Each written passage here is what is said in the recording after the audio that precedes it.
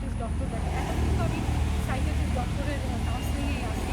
Doctor দেখাই, ডক্টরের সাথে কিংবা নিজের একটু যত্ন নেওয়ার চেষ্টা করতেছি যে নিজেকে করে আপনি কোন ডক্টর দেখাচ্ছ, ডক্টরদের নাম, কোন হসপিটাল আমি বলে দিব, সবাই যাবে। যারা আমার ডিপ্রেশন আছে, ডিপ্রেশনে থাকলে তোমার হচ্ছে কি কাউন্সিলিংটা অনেক বেশি গুরুত্বপূর্ণ। কত পর্যায়ে আছেন বা কত ধাপে আছেন? সুস্থ হওয়ার ক্ষেত্রে আমি তোমার অনেকটাই সুস্থ হয়েছি। আমার 100%-এর মধ্যে তোমার 80% সুস্থ হয়েছি। আরও তোমার এই তো সুস্থ হওয়াটা নিজের উপর ডিপেন্ড করে। তুমি যদি কষ্টের কথা না ভাবো, কাজে ব্যস্ত থাকো, তাহলে স্মৃতি কম মনে করবে। আমি এখন হচ্ছে প্রিয় মানুষটার স্মৃতি ভুলতে পারি না, তাকে ভুলতে পারি না। যদি তাকে ভুলে যেতে পারতাম মানে পরিপূর্ণভাবে সুস্থ হতে পারতাম, কিন্তু সেই মানুষটাকে তো কখনো ভোলা যাবে না। আর যতই ডক্টর দেখাই না কেন, আল্লাহর একটা রহমত লাগে। আল্লাহ যদি ধৈর্য না দিয়ে দিত, আমাদের ধরো বাবা মা সবাইকেই হারাইতে হবে, আমরাও হারিয়ে যাবো। তাহলে এই দুনিয়াতে কেউ বেঁচে থাকতো না। কেউ সন্তান হারায় মা মারা যেত, বাবা মারা যেত, বা বাবা মা মারা গেলে আমরা সন্তানরা মারা যেতাম। কিন্তু আল্লাহ ওইভাবে নিয়মটা লেখে নাই। আর ভাগ্যে আমার যেটা লেখা আছে, আল্লাহ আমার ভাগ্য এরকম লিখেছে, আমি ভাগ্যে বিশ্বাসী। আমি বিশ্বাস করি যে আল্লাহ আমাকে ভালোবাসেন, তাই আমার জীবনে এত বেশি দুঃখ কষ্ট দিচ্ছে। আমি বিশ্বাস করি। এখন অনেকে এটা নিয়ে হাসতে পারে যে নামাজ পড়ে না বা পর্দা করে না, আবার আল্লাহর নাম নেয়। একটা খারাপ মানুষের জন্য কিন্তু আল্লাহ আল্লাহ বলেন। নামাজ পড়েন নাকি পড়েন?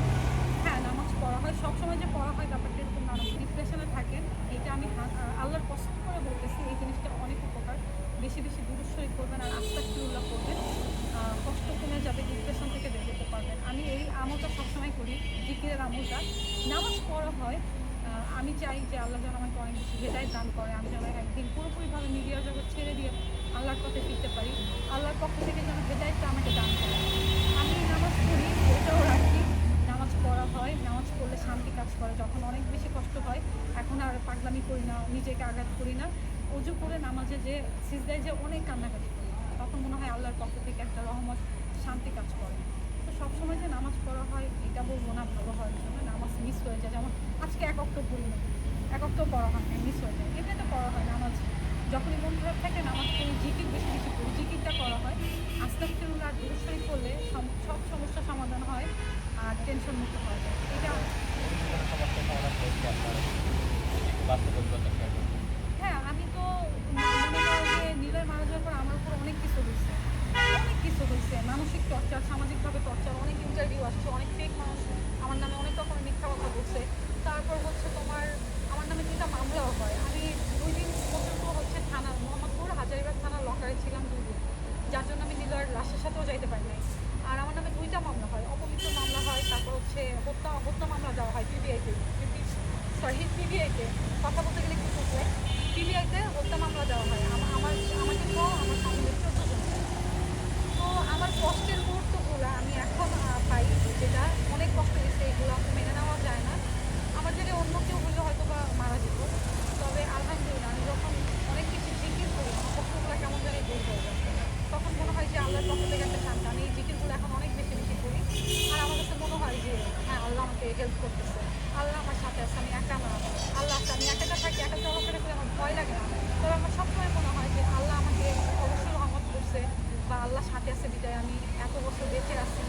আমার এত বিপদ আপদ আল্লাহ মাফ করছে, আমাকে একটু হলেও স্বাভাবিক করছে। আপনি যখন যেহেতু এখন একা বাসায় থাকেন, একা ফ্ল্যাটে থাকেন, তো রাতে কোনো ভয় পান কি? ভয় কাজ করে? আমার ওরকম ভয় কাজ করে না, আমি ভূত জিন এগুলো ভয় পাই না। আমার জীবনে যে বড় ভয়ের কাহিনী ঘটে গেছে, তারপর থেকে আমি কোনো ভয় পাই না, কারণ অনেক ভয় দেখে আসছি নিজের বাস্তব জীবন থেকে। তো আমার নিজেকে দেখে আগে ভয় লাগতো, ভয় পাইতাম। আয়নার সামনে যদি দেখতাম আমার শরীরে হাড্ডি জমা যেত। এখন তো আগের থেকে একটু হেলদি হয়েছি। আচ্ছা, তো আমার যে একটা সবার একটা জানার আগ্রহ, আমি অনেক ভিতরে দেখেছি আপনার কমেন্টে অনেকেই আপনাকে জিজ্ঞেস করে বা কমেন্ট করে যে আপনি মোটা হয়ে গেছেন আগের চেয়ে। এটার রহস্যটা কি? আপনি আগে চিকন ছিলেন, এখন মোটা হয়েছেন। সবাই ধারণা করতেছে আপনি বিয়ে করছেন তাই আপনি মোটা হয়েছেন। তো কেন মোটা হয়েছেন বা আপনি বিষয়টা ক্লিয়ার করেন। বিয়ে করলে যদি মানুষ মোটা হইতো, তাহলে তো বাংলাদেশের পৃথিবীতে যত চিকন মানুষ আছে সব বিয়ে করে মোটা হইতো। আমার ছোট কিন্তু অনেক শুকনা, ও ভিডিওতে এখন আসতে চায় না, ওর বেবি হয়ে গেছে, ওরা তো বিয়ে হয়েছে, ও তো মোটা হয়নি। এটা ভুল ধারণা। আর আমি যদি কোনো রুচির ওষুধ